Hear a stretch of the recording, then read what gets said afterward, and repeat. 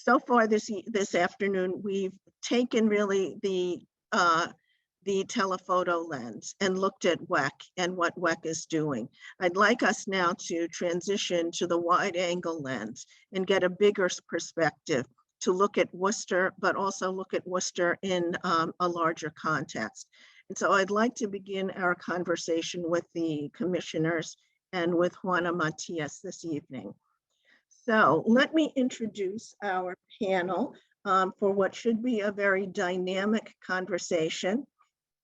Juana Matias will be our facilitator this evening. Juana serves as Chief Operating Officer for MassINC, our state's major policy and research organization.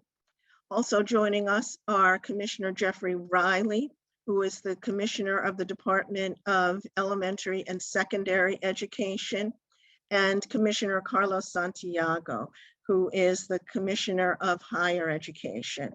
And with that, I am turning the talking stick over to Juana.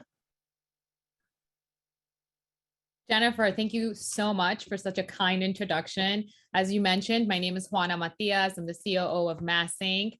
We're a public policy, nonpartisan, nonprofit think tank in Boston, but work very closely with our gateway cities.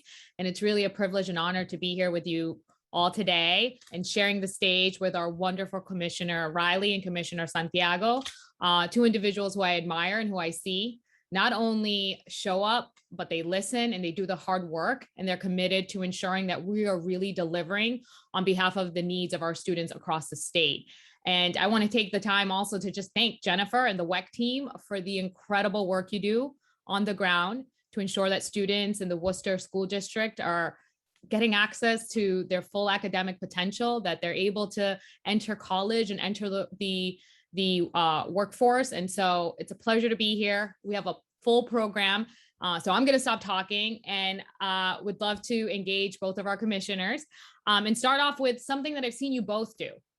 You know, Commissioner Riley and I have a history. He was in Lawrence for some time and did incredible work, and the legacy of his work continues to be seen there on the ground. And Commissioner Santiago and I have interacted a lot since my time at MassINC, and I've seen you both work collaboratively. I've seen you both really understand that our K through 12 system and our higher ed system cannot work independently. So my first question to you both is, are there ways that we can better link learning goals across this continuum, the pre-K through 16 continuum? How might we better attend to transitions and alignment between pre-K and K, elementary and secondary, college and career and beyond? Commissioner Riley, could you start us off? Sure, Juana. Thanks so much for having me today. I think when we think about a child's trajectory, we want to make sure that we're doing the very best for them from the beginning of their time when they enter school, whether that's pre-K or kindergarten, all the way through college and career. And so to do that well, you have to be aligned with the different leaders, and whether that's Commissioner Trewergy down in early ed or Commissioner Santiago in higher ed, we have to be working together to make sure that the handoffs happen correctly. And what I mean by that is we can't just operate in silos, but we've got to really do the work necessary to lay the foundation so there's a seamless transition from one system to the next. And Commissioner Santiago and I, prior to the pandemic hitting, were doing kind of a barnstorming tour of the colleges, trying to recruit future college graduates into the education space, because we know that we needed to diversify our teacher corps K to 12. 40% of our kids are kids of color in Massachusetts, but only 8% of our teachers.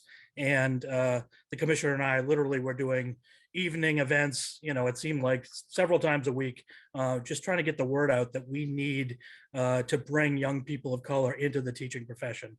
And that's just one example of the work we're doing. We're doing a lot of work around data and life outcomes for kids. We know that if kids go through certain public school systems and then to college, they have certain educational trajectories that give them a dollar figure, how much they're going to make. And so we're starting to work on that data. And there's just no shortage of things we can do to make kind of these pipelines more seamless. But it's outset, I think it really takes the good work of people like Commissioner Santiago being open to working with us in kind of the the junior level for the younger kids to make sure it's successful. Commissioner Santiago, anything you would share on that in Sure. terms of the higher ed Sure. perspective? Absolutely, and thank you for the invitation to meet with you today. It's always a pleasure, particularly to join Commissioner Riley. I've tried to make our joint conversations more exciting, so I've tried to make it a point counterpoint. That old show that dates me. And it never works because we agree on so many things. So I think it's maybe less exciting, but I think it's more aligned, which for what we're trying to do is a good thing. And a couple of things that Commissioner Riley mentioned that I think need to be highlighted. One is the pipeline from pre-K to K through 12 to higher ed. He mentioned it quickly, but I think it's worth really highlighting. We have something called that we're developing first time in Massachusetts, which is a state longitudinal data system where we collect data from the littlest of the members of our communities to those that are heading out to the to the labor force. And sorry, you can tell it's election day or close. In any event, it really is an important project. And as he had mentioned, we want to know what that trajectory looks like. We want to know the lost opportunities for students as they go from one area to another. In higher education, and I know that board member Patty Eppinger is on the screen, and we really are focused on closing opportunity gaps. And those gaps start, and I've said it multiple times, they start at pre-K. You could even go back, they start at childbirth. We see the differentials in birth weight among the littlest of our society. And when they come to higher ed, they have grown. They have, in a sense, been much more stratified. And it's very difficult for us at that point. So I'm a big believer. I probably shouldn't say this with higher ed people in the audience. I'm a big believer in pre-K. I'm a big believer in early childhood. My perspective is, I'm not going to say all the resources should go there, but we should make it easier for people to have a really quality pre-K experience. I think that would make Commissioner Riley's job a lot easier. It certainly would make my job a lot easier as well. So there's a lot that we're doing together. I'm surprised you didn't mention Juana, early college, because I know you're a big fan. But early college, for college students to have an experience of succeeding in a college level course while in high school, as Commissioner Riley has shown in Lawrence and we've seen elsewhere, is life-changing.